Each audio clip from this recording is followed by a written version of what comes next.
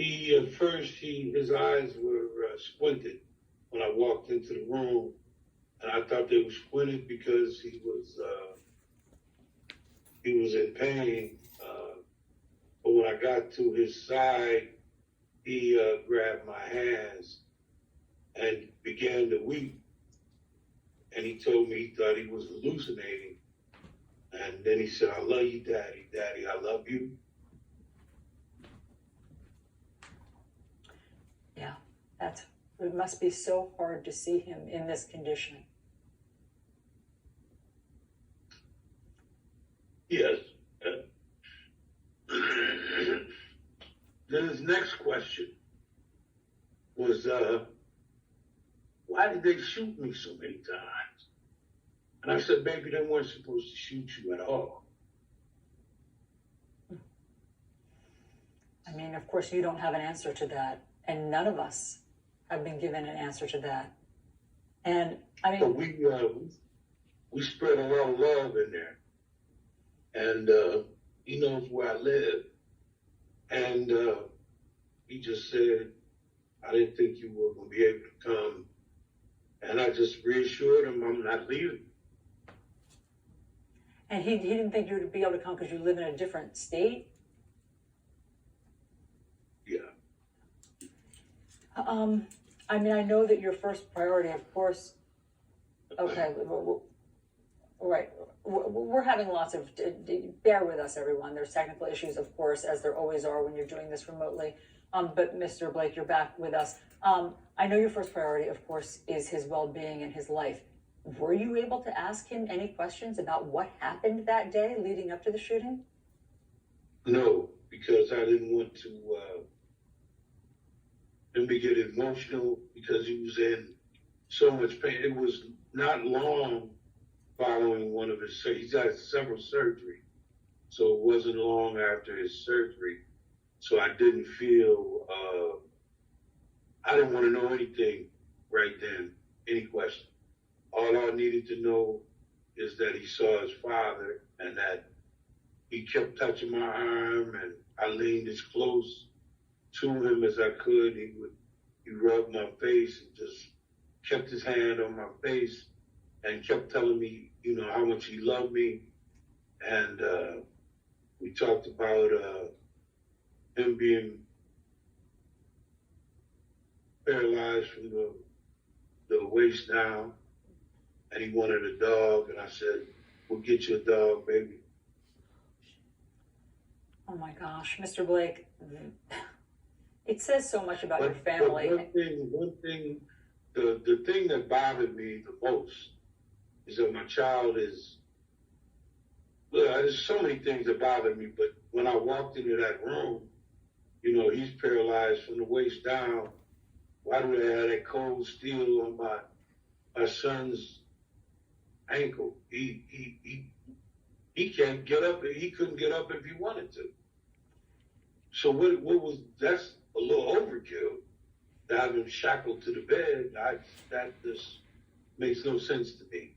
So his leg, you're saying, his leg is shackled to the hospital bed? Correct. Did the hospital explain why? Well, I guess he's in custody. I don't know. Does he have did they say that there was a warrant or something? I don't know. You have to ask Ben. I don't know. Yeah. Mr. Crump, what's the explanation for that? There's no explanation for it, Allison. It follows the pattern of deliberate indifference and excessive force. I mean, for a man to be paralyzed after you shot him 7 times in the back, and then you're going to handcuff and shackle his leg. I mean, it is such an outrageous thing already that he was shot 7 times. This adds insult to injury, and it is the reason we're marching in Washington, D.C. today, because we're saying to America, we cannot have 2 justice systems, Allison, one for Black America and one for white America. And that's what we saw in Kenosha, Wisconsin, with the shooting of Jacob Blake Jr., and then with the young white supremacist who had an assault weapon and shot 2 protesters to death. and then walked down the street, Allison, with the assault weapon hanging from his neck, and no police officer that he walked by, no National Guard that he walked by, shot him in the back. Nobody killed him. And so it is the tale of two videos that perfectly highlight the frustration of African Americans and the NBA players and the major league players and everybody who wants equal justice in this society. Mr. Crump, none of it makes sense. I mean, this is part of why we're so happy to have you here to see if the police have been able to tell either of you anything about that disparity, as you describe it. But Mr. Blake, it's so heart-wrenching to hear that your son is already thinking about his future and what this means. Have the doctors told you if they expect this paralysis to be permanent? The problem is we don't know. We do not know. We just know that right now there's too much swelling, and they've been in too many times to really, you just do not know. But yeah. I thank God that, he's here, because it took a strong individual to just stick around. His main concern when we were talking was his sons. He was, in his mind's eye, he just wanted to get his sons out of harm's way. But before he could get them out of the car, he said he was just counting shots. He said he was counting them. And I guess he lost consciousness around number 4 or 5. And that's it. So he said, But is that what he was saying, that his intent to get back to the car was because he had he was in and out. He was in and out. How old are his sons? He's medicated real heavy, and he would say something, then maybe 4 minutes later he would say something else. But so I'm piecing together what he was saying. It wasn't like it was a flowing conversation. The boy is not 100%. Yeah. So it was the oldest in the car was 8, and the youngest in the car was 3. And have you talked to them? Oh, they're with me every day. What do they say? How are they coping with this morning? The oldest, every day his question is, Daddy, why did the police, they call me Papa. And all my grandkids call me Papa or Papa. So he said, Papa, why did they shoot my daddy in the back? Where's Daddy? They want their father because he was a part of their life every day. He's a person. He's a human being. He's not an animal. He's a human. But my son has not been afforded the rights of a human. He's not been treated like a human. He's a father.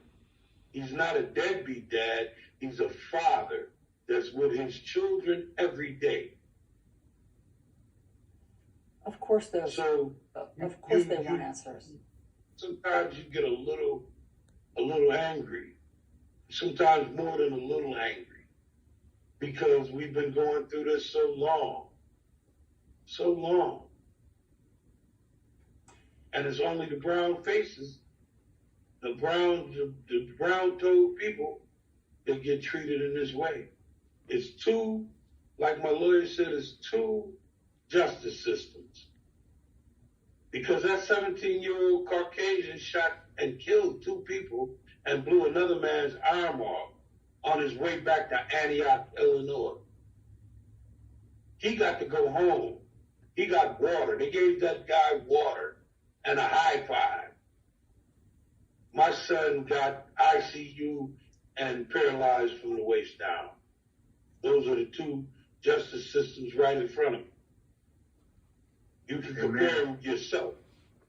Yeah, Mr. Blake, what has been astounding is to watch Jacob's mother and you, and how kind and generous of spirit you have your whole family has been in the middle of this hideousness of what's going on in Kenosha. Does Jacob, your son, you have to understand that we don't prescribe to useless and violence and looting and burning.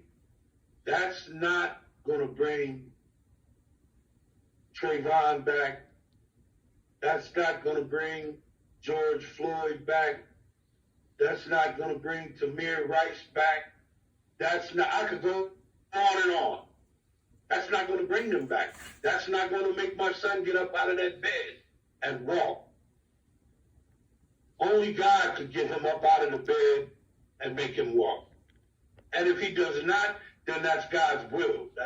That's his will. There's nothing you can do past his will. All you can do is take the prescription. That if you take the prescription, one day you'll be somewhere where you want to be. But if you don't take the prescription and you don't stay humble, then you can't go. So we can't I can't be angry because I still have to be faithful. Well, you're a role model for the rest of us. Yes, Mr. Crump? I was just going to say the fact that they are trying to justify the unjustifiable by talking about, he had a knife. Our legal team said that the investigation so far, witnesses have said they saw him with no knife. And when you look at the video, he posed no threat to those officers as he was walking away from them. He never gave them any verbal threats. He was just trying to get in the car and get his 3 little boys out of a volatile situation. And as Blake said so eloquently and passionately, his mind was on his little boys, but yet they shot him 7 times in the back. And his 3 grandsons are going to have to bear these psychological scars forever. And his 8-year-old son was having his birthday party that day. They had just called me. They had just called me an hour and a half before this incident happened, and my grandson was so excited, and he was running down the list of what his daddy was going to get him. And I know my son, so I know my son. Every time this cat is saying what he wants, he's just shaking his head, because he went down a pretty hefty list, and he said, "Papa, I want you to help Daddy with this list." And I said, "Man, I'm gonna do it. And then the next phone call 2 hours later was this. So he went from so happy to, to this. Yeah. Mr. Crump, one of the confusing things is that the local law enforcement has said they can't say anything. They can't give any explanation or any information because it's an ongoing investigation. However, the Attorney General of Wisconsin did somehow manage to say that they found a knife on the floorboard of Jacob's car. So can they give information or can they not give information? Allison, you hit the crux of the matter, because they use this tactic to try to assassinate his character and justify these things when it's convenient for them. And why is it when Black and brown people have video evidence of the police doing something nefarious or inappropriate to them, and it's on video, they all say, "Oh, well, you got to put it in context. We can't rush to judgment," even though they rushed to judgment when they shot him 7 times in the back. And then, Allison, it's so ironic that you have these 2 videos from Kenosha in a matter of days after you see this young white boy kill these 2 people, and how the police de-escalate. they follow their training and professionalism. So what it tells us is the issue is not de-escalation or professionalism. The issue is racism. They have a different response, apparently, when it's a black person in America. And that's what we're talking about with George Floyd, when he had his knee on his neck for 8 minutes and 46 seconds, when they busted into Breonna Taylor's apartment.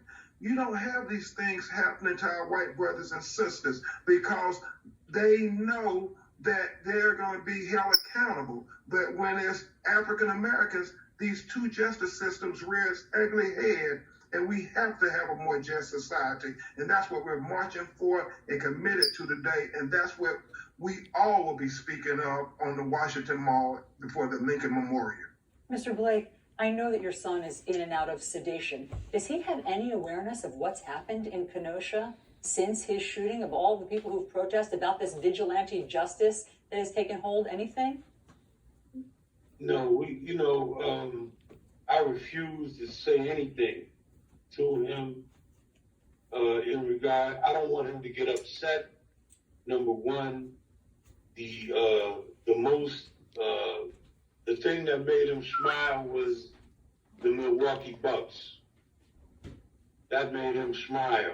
And I'm from Chicago, but now I'm truly a Milwaukee Bucks fan because they reached out to my son, sent him a jersey that was signed by the whole organization. But that made him smile, and I'm not going to tell him about anything that could hurt the chances of him recovering. Of course. Nothing, no setbacks. Of course. I looked him in the eye, and I've been sick on several occasions, and he's always been there with his father, and we always set goals. And I said, no setbacks, baby, no setbacks. And he said, I got you, Pops. And he just kept telling me how much he loved me. And excuse me, he made me come back to reality. Once I saw him, I hadn't seen him. So once I saw him, I can't even describe how I felt. You're doing a really good job, actually, of describing what these moments have been like and how much strength it must be taking for you and the rest of your family. Have you heard anything from the White House? Has President Trump tried to reach out to your family? That's a negative. President Trump didn't mention Jacob Blake's name last night in his speech. Did you want him to? Well, if I have to tell you or want you to do something and you don't want to do it, there's no need for me to mention it because then it's not coming from your heart. I talked to Joe Biden and Kamala Harris for an hour on the phone. And when President Biden was talking to me and I mentioned a story to him about when I was 8 years old, he said, "That was you?" And I said, "Yeah, that was me." And he said, "Well, that makes me old." I said, "Well, you said it, not me." And then Vice President Harris they were so comforting that you almost forgot how the situation was really playing out. They made Jacob's mother stop being nervous for like 40, 50 minutes. And she's so nervous and so worried. And I don't think people understand the worry of a mother. That's her baby. Of course, yeah. Mr. Crump, okay, I mean, we're wrestling with the technical details. Mr. Blake, you were just saying that's... My phone keeps ringing. I'm sorry, y'all. It just keeps ringing. It's not that I'm not trying to be in on the call. I totally understand. I understand that. I noticed you're skipping ahead in time. I noticed that you're skipping to November and that you're referring to Joe Biden and Kamala Harris as president and vice president. Is that intentional, Mr. Blake? Well, I'm not retarded, so yes, it's intentional. Got it. And can you just share with us, if you can, what they said that was so comforting? It was like I was speaking to my uncle and one of my sisters, literally, just like my team. Ben Crump has got to be one of the most calming people I've ever spoken to. And his team is so diverse. And, you know, it's the whole situation is calming with the right people talking to. And it was like I was talking to family members. And it's been like I'm talking to family members. And I appreciate everything that they've done and everything that they're doing, because they keep my son in mind. And President Biden kept telling me his own issues with his family, that he identifies with what I'm going through. I didn't have to keep telling him. He knew. It felt like he knew. Vice President Harris felt like they knew what was going on. And they didn't act like they were in a hurry to go anywhere. They spent time with us. And the tears that came from his mother in this talk with the Bidens, that was important. Yeah. What has the boycott by the NBA meant to your family, Mr. Blake? Or do you need to get that? Yeah. My daughter, 1020, can you send her up? Yes. Hey, Mr. Blake, if you need to go with your family, absolutely. Just let me know. But I'm so it's so important to talk to you. So just let me know if you need to take a break or anything. But what happened this week with all the athletes and the sports teams and the NBA boycott? What did that mean to your family? Being an ex-athlete myself, I understand the sacrifices that those young men made, and I understand that it's playoff time and they're making these sacrifices. It meant Mr. Crump, while we're experiencing these little cutouts, but Mr. Crump, just quickly, what did that mean? I mean, such high praise from Mr. Blake about your presence in their life, and how can you still be calm after the laundry list of names that you've spelled out of all of these cases that you've covered? Yes, ma'am. Allison, most of the time when people experience a traumatic incident like this, what they want to know is, will you help them? Can you reassure them that we will move forward and preserve the legacy of their loved one? In this situation, his parents are faithful people that are holding out